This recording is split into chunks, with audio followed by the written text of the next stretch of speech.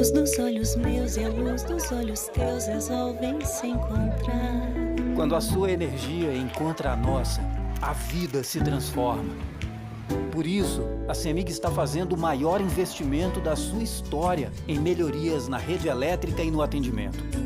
Pode sonhar, produzir, crescer. A nossa energia está com você.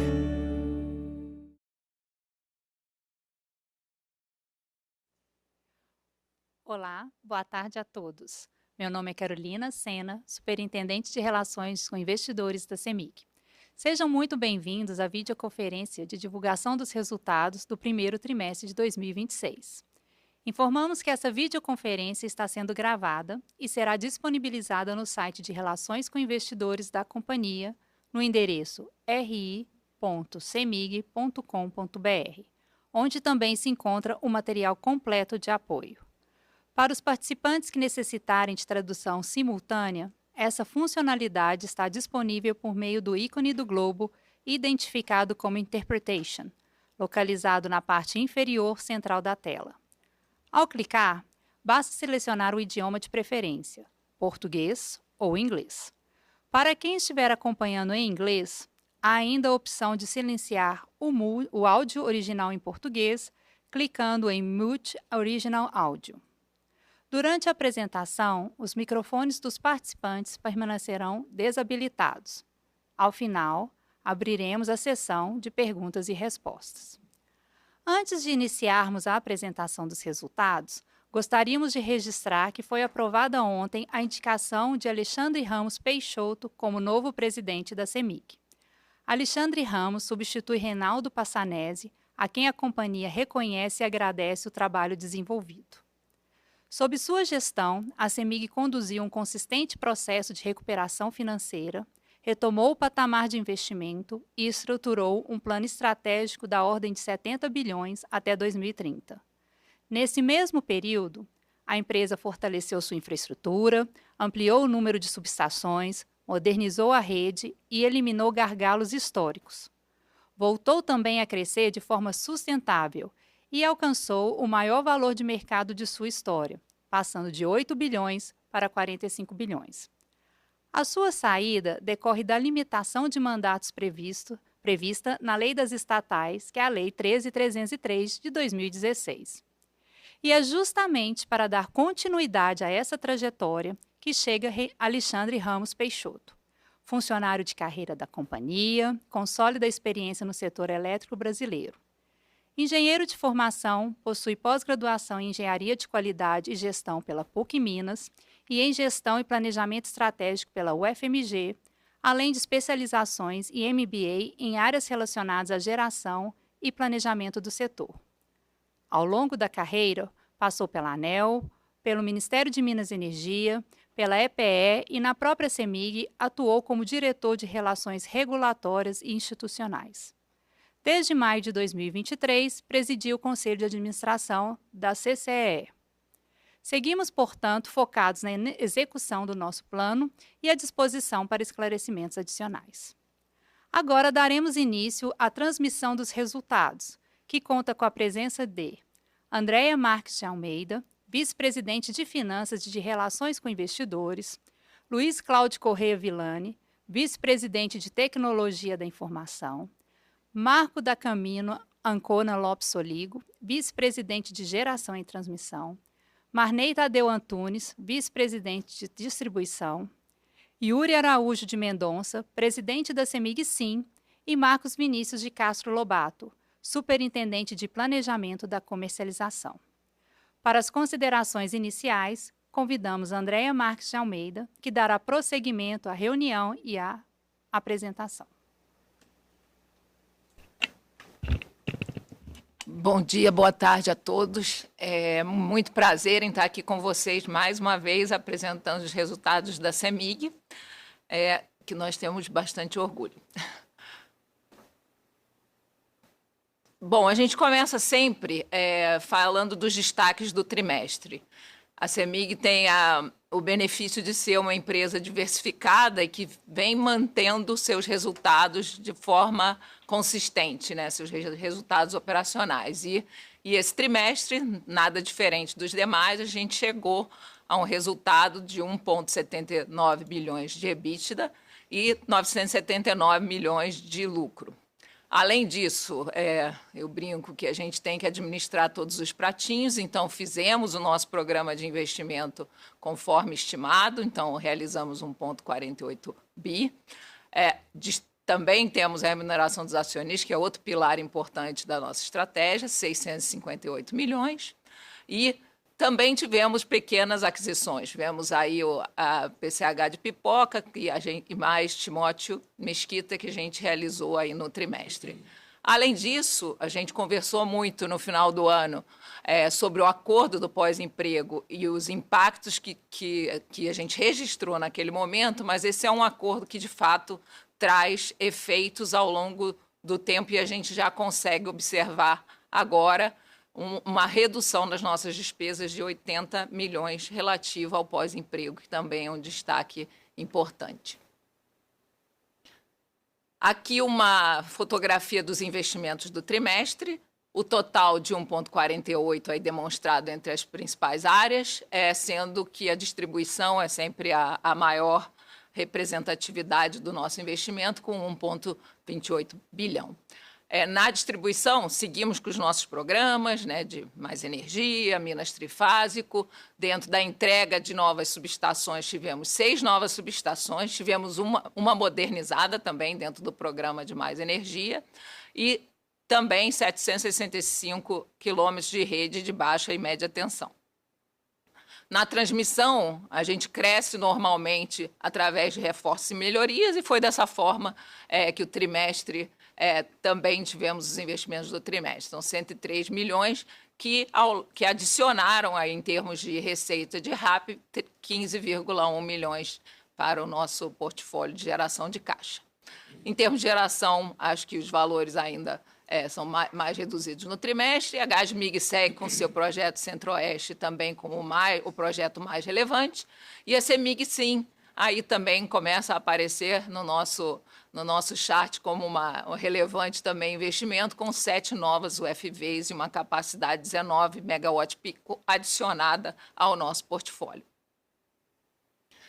Os resultados do trimestre estão muito em linha com os resultados do ano passado, sendo que os destaques, né, da distribuidora, o destaque positivo da distribuidora, a gente efetivamente teve em maio a recomposição da parcela B, que foi de 7,78%, então, comparativamente, trimestre versus trimestre, é o principal impacto na distribuidora. A gente vai falar depois que a gente também teve um aumento do consumo residencial, que também é bem positivo.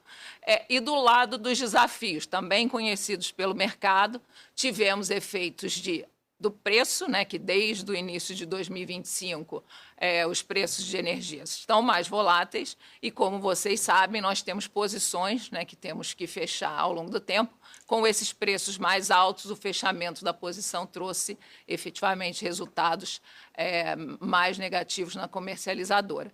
Na geradora, o principal efeito também é o GSF, que, se comparamos um ano contra o outro, tivemos um ano de 1,08 em 2025, 0,92 no primeiro TRI agora de 26, e a compra de energia para lidar com o risco hidrológico, a gente teve um impacto aí no EBITDA em torno de 49 milhões.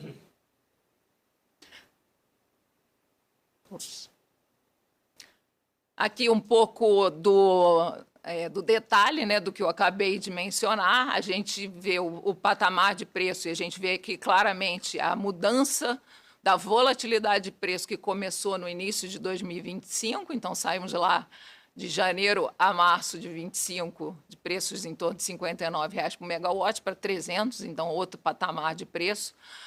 E vivemos no ano passado com o GSF em torno de 1, que já não é a realidade de 2026, onde a gente está vivenciando um GSF menor. E a preços, obviamente, superiores, né? Então, chegamos aí, né, a patamares de 382 reais por megawatt, afetando efetivamente na gestão do risco hidrológico o impacto aí de 49 milhões. Quando a gente faz um zoom aqui dos nossos custos e despesas, o principal item tem sido, né, nos outros trimestres também, então é uma recorrência, o serviço de terceiros, que esse trimestre a gente teve talvez um gasto maior aí em manutenção preventiva e corretiva, e claro, também, né, obviamente, gastos em limpeza de faixa. Todos esses serviços, obviamente, são para entregar uma melhor qualidade de serviço para os nossos clientes. Então, ele vem junto com todo o investimento que vem sendo feito na distribuição para trazer um atendimento melhor para o nosso cliente. A gente vai falar disso quando a gente falar do nosso DEC, que é o melhor DEC da história. Dentro de outras despesas, a gente também, com o programa de investimento grande, temos maior desativação e tivemos também uma venda de um ativo que também tem sido parte da nossa gestão, a venda de ativos que no passado tinham, né, um uso para a CEMIG e hoje não tem mais, e a gente está fazendo a venda desses ativos.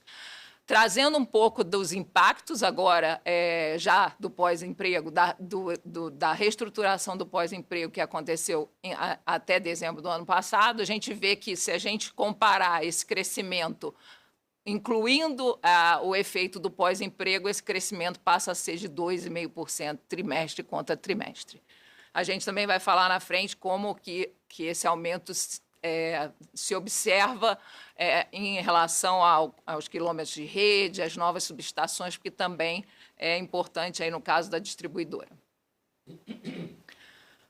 Aqui um pouco do perfil da nossa dívida e do trabalho que a gente vem fazendo para casar, vamos dizer assim, o perfil da dívida com o perfil dos nossos investimentos. Sabemos que temos 5 anos de investimento na distribuidora até que a gente tenha a reposição tarifária que vai acontecer em 2028.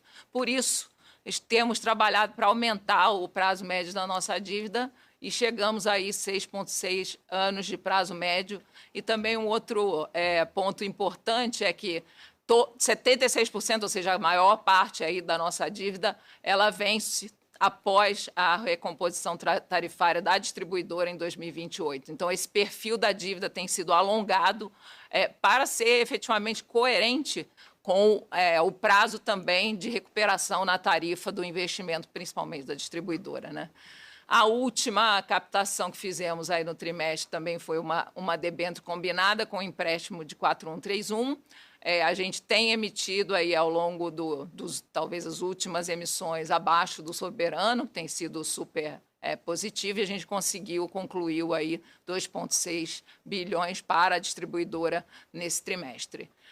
Alcançamos a alavancagem de 2,45 dívida líquida EBITDA, muito saudável aí para o portfólio da CEMIG, e uma alavancagem aí que a gente sabe que conta com alavancagem para o financiamento também do programa de investimentos, mas essa alavancagem sempre vai permanecer em patamares muito saudáveis aí ao longo do programa, que obviamente culmina em 2028, quando a gente tem a reposição tarifária. E o custo da dívida também é muito razoável, em torno de 89% do CDI. Claro, as taxas de juros estão altas, acho que para todo mundo, mas a gente tem um custo de dívida aí bem positivo para a empresa. Mostrando um pouco como que a gente sai do EBITDA para a geração de caixa operacional e como ela foi utilizada aí ao longo do trimestre. Então, a gente parte do EBITDA de 1,79, tirando os efeitos não caixa, chegamos ao EBIT de 1,6. Temos o efeito da CVA, que também tem sido, ao longo dos trimestres, um impacto relevante, também por conta dos preços mais altos. Então, a distribuidora, de certa forma, tem um impacto caixa que vai ser, obviamente, recuperado no próximo ano. Dividendos que recebemos, capital de giro, aí, um efeito positivo, chegamos ao caixa operacional de 1,5 bi. E como utilizamos ele ao longo do trimestre, imposto de renda, os juros e arrendamento e o nosso investimento, que é a parcela mais representativa, de 1,6. Nesse trimestre, o delta de caixa foi negativo e a gente mostra isso no estoque, na disponibilidade de caixa que a gente tem de um trimestre para o outro. Entrando agora no detalhe de cada uma das empresas, como a gente falou, a CEMIG-D teve uma evolução representativa de EBITDA, então a gente teve um aumento de 26,6, atingindo 1,10 bi de EBITDA no trimestre, principalmente pelo efeito que eu já comentei do reajuste de 7,78. Além disso, importante mencionar, a gente teve um aumento no mercado residencial, um aumento que é bacana e representativo para a gente. Como a gente sabe, a tarifa do residencial é maior, então isso tem um impacto bem positivo na receita. Aqui mostrando um pouco do mercado de energia. A gente já vem falando isso ao longo dos trimestres da migração, no caso da energia transportada, de 2 clientes para a rede básica. Esse efeito de queda a gente vai parar de ver a partir do segundo tri, imagino eu, ou a partir do terceiro a gente passa a não ter mais esse efeito, porque já foi incorporado esse efeito nos 2 trimestres, mas a gente observa essa redução. E a gente falou do efeito positivo, obviamente, que a gente teve no residencial, mas tivemos um período de muitas chuvas e de uma temperatura muito amena, e a gente vê aí, por exemplo, o rural com uma queda representativa, principalmente aí pelo período de chuva, né? E continuamos vendo o efeito da GD aí em Minas Gerais, principalmente, impactando a gente. E só uma informação que eu acho que é uma curiosidade para todos: hoje a GD representa 26% no mercado cativo. Ela é bem representativa aqui na nossa região. No que diz respeito à eficiência operacional da CEMIG-D, a gente também, né, a gente já comentou um pouco, né? Eu acho que os principais efeitos já foram compensados. A gente tem feito uma gestão eficiente, e temos, claro, trabalhado aí na gestão tanto de limpeza de faixa, né, com tudo que a gente precisa fazer para dar um melhor tratamento aos clientes, e a gente continua aí abaixo do nosso limite regulatório.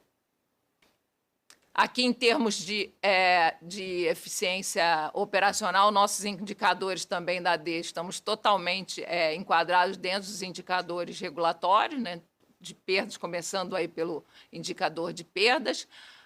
Para a PCE, que já foi chamado de PCLD, já mudou de nome algumas vezes, a gente, no trimestre de 2025, a gente teve uma mudança de critério, a gente passou de 24 para 36 meses o reconhecimento, e por isso teve um efeito positivo naquele trimestre, que ao longo do período ele se iguala, né? Então, esse aumento aí foi simplesmente por uma mudança de critério, mas hoje a gente vê que a nossa inadimplência é muito baixa, então a gente tem realmente indicadores muito positivos. E aqui trazendo talvez um grande orgulho que nós temos aí das nossas operações, o nosso DEC de 8,75, o melhor DEC da nossa história, e também um FEC que vem evoluindo aí positivamente ao longo do caminho, trazendo melhor serviço, melhor condições para os nossos clientes. Na CEMIG-GT, como eu mencionei, até é importante reforçar, a CEMIG-GT hoje ela tem, obviamente, a parte de geração, transmissão, e também tem uma parcela dos contratos da comercializadora dentro da CEMIG-GT.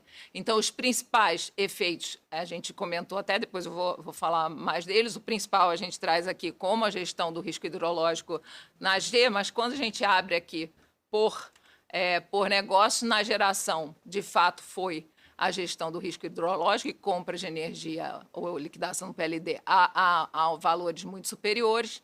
E na transmissão, a gente teve um IPCA menor, e a gente sabe que o nosso ativo de contrato é remunerado por IPCA, então esse é o principal impacto na transmissora.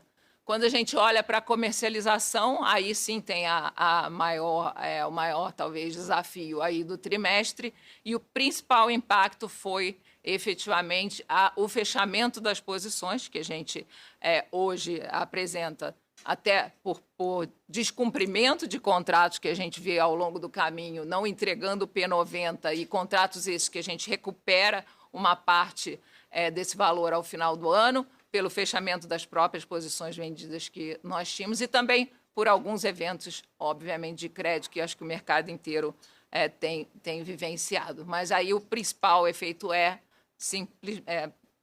realmente preço. CEMIG Sim, então a CEMIG Sim vem adicionando capacidade aí ao portfólio e teve, de fato, um aumento aí representativo do EBITDA recorrente, em torno de 100%. Muito bacana de ver aí o crescimento da CEMIG Sim e a adição das novas operações aí que vão cada vez mais trazer aí mais energia para o nosso portfólio. E a Gasmig, esse trimestre também vem apresentando esse efeito na medida que os clientes migram para o mercado livre, essa margem ela fica reduzida e esse é o principal efeito efetivamente na Gasmig, que a gente vai ver isso acontecendo ao longo do tempo, que é a migração dos clientes para o mercado livre.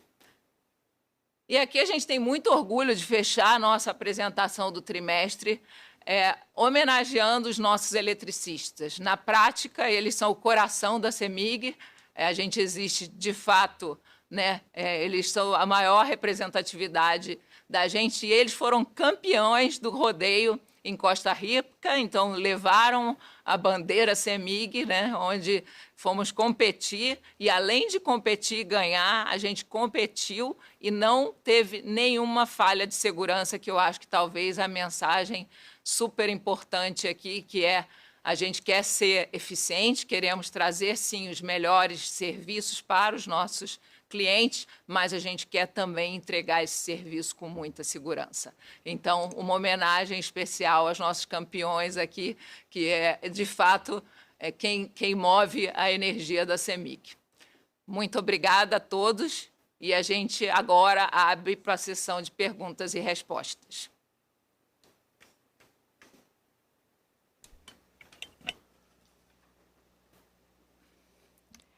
Neste momento, daremos início à sessão de perguntas e respostas.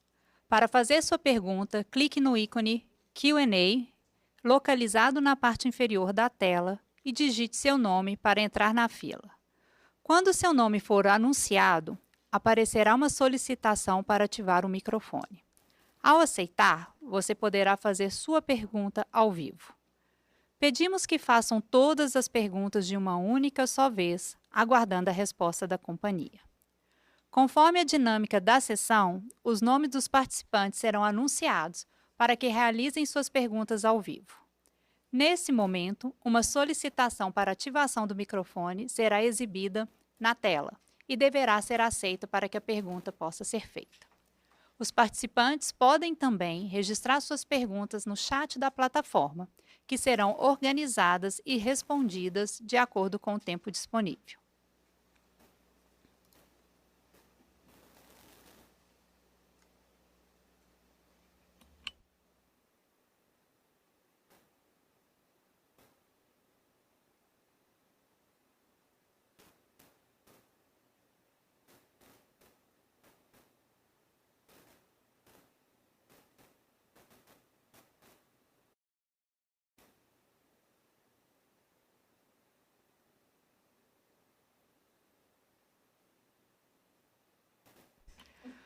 Bom, reforço aqui mais uma vez que estamos aqui disponível com todos os vice-presidentes e o presidente da CEMIG Sim para aqueles que gostariam de fazer uma pergunta.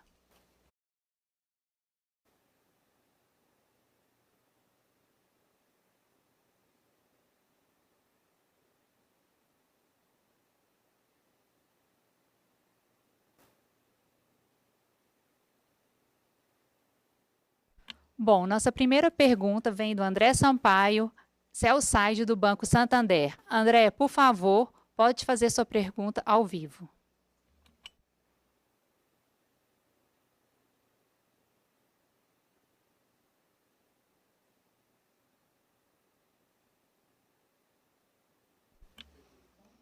Bom, eu vou ler a pergunta. A pergunta do André foi: gostaria de entender como está evoluindo a discussão sobre a renovação das usinas. Vou pedir para responder essa pergunta o nosso vice-presidente de Geração e Transmissão, Marco da Camino. Oi, André. Muito obrigado pela sua pergunta. Então, essa discussão sobre a renovação das concessões de Sá Carvalho, Embarcação e Nova Ponte, ela anda bem. Nós temos uma interação muito boa com o Ministério de Minas e Energia e com a ANEEL, e nós esperamos renovar essas concessões nos próximos meses, assim, antes do vencimento das mesmas. É isso. Muito obrigado.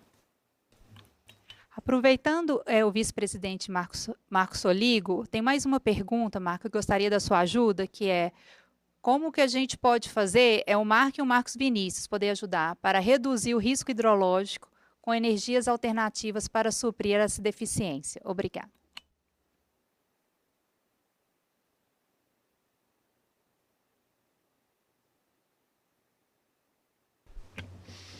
Boa tarde, obrigado pela pergunta.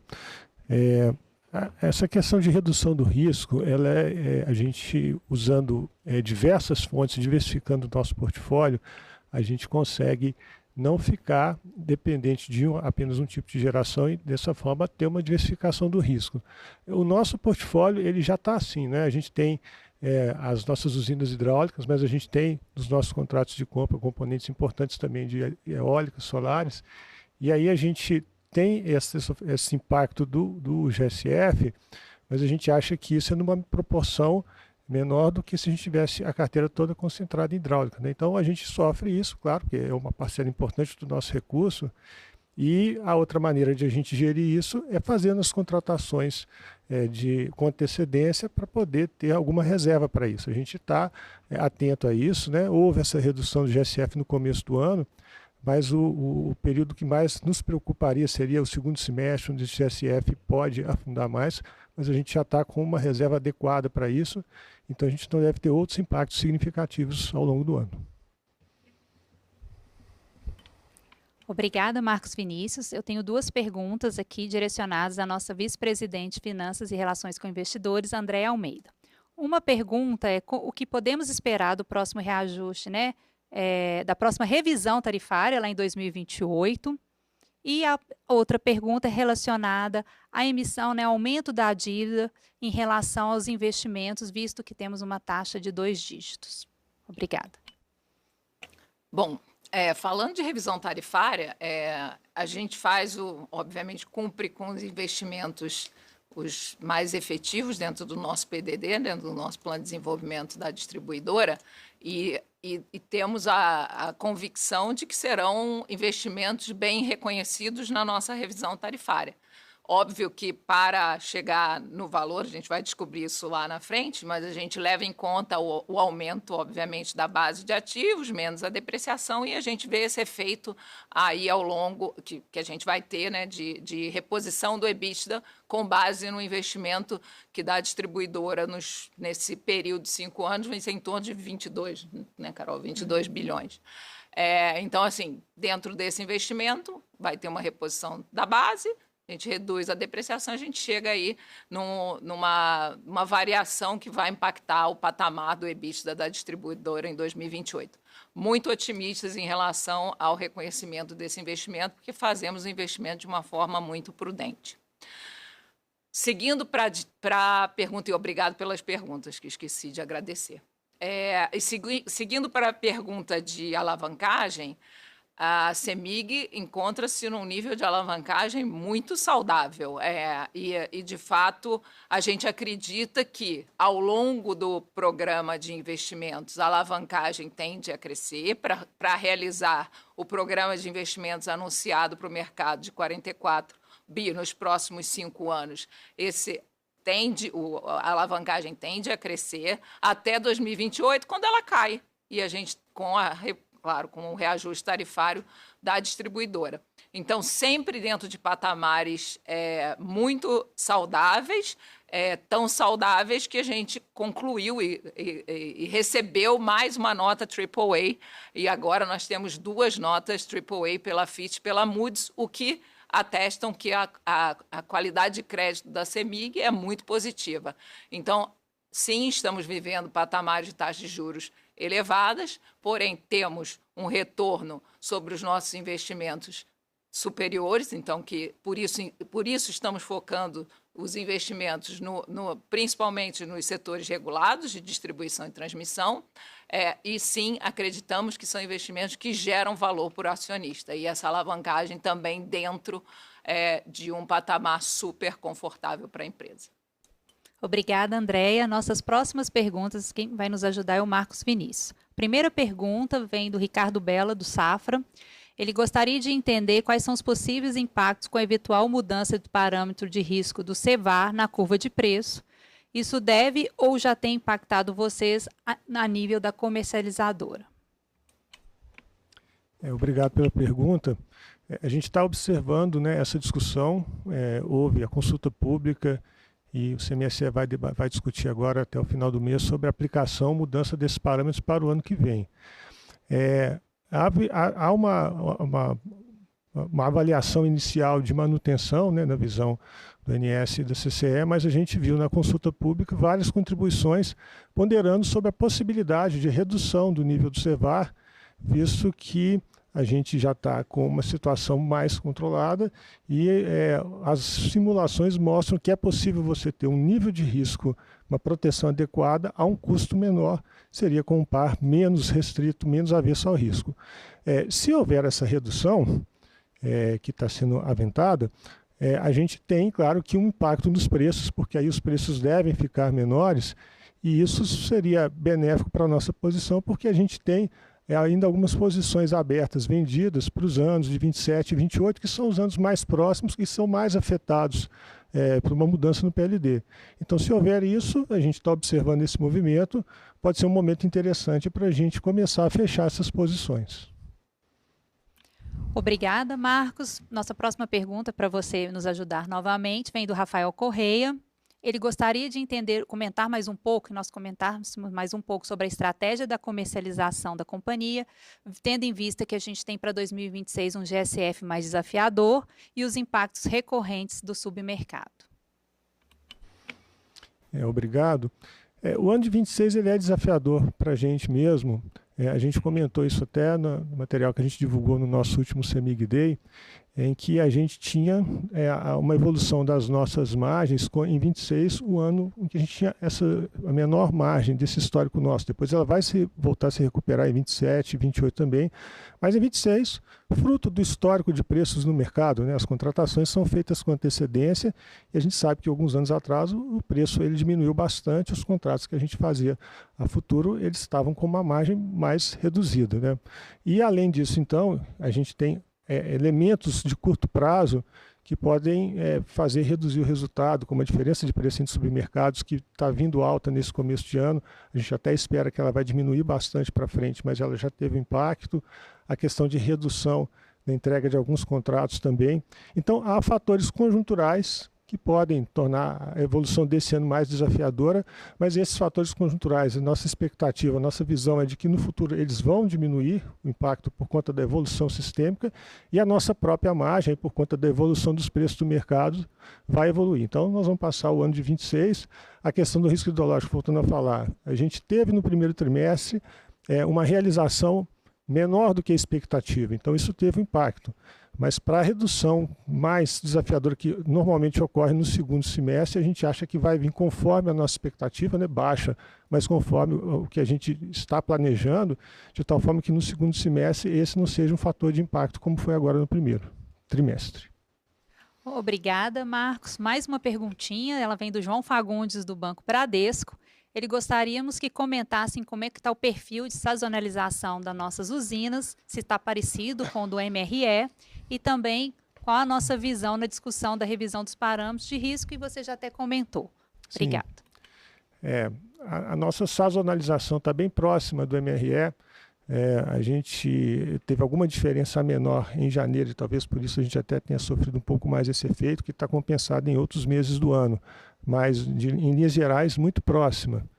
E quanto a essa questão do CVaR, como eu falei, há uma percepção que você pode colher através das contribuições que foram feitas à consulta pública, de que há espaço para redução. Então, até a gente teve lá 45 contribuições, a maior parte delas, 2/3, era para parâmetros de CVaR menos avesso a risco e o parâmetro 1540. Então, pode ser que haja uma revisão, e havendo a revisão, a gente vai ter esse efeito benéfico para o fechamento das nossas posições, como eu comentei. Obrigada, Marcos Vinícius. E agradecemos a todos a participação e reforçamos que a Superintendência de Relações com Investidores permanece à disposição para os esclarecimentos adicionais por meio dos nossos canais de atendimento. Com isso, concluímos a videoconferência de divulgação dos resultados do primeiro trimestre de 2026 da CEMIG. Mais uma vez, muito obrigada e tenham todos uma excelente tarde.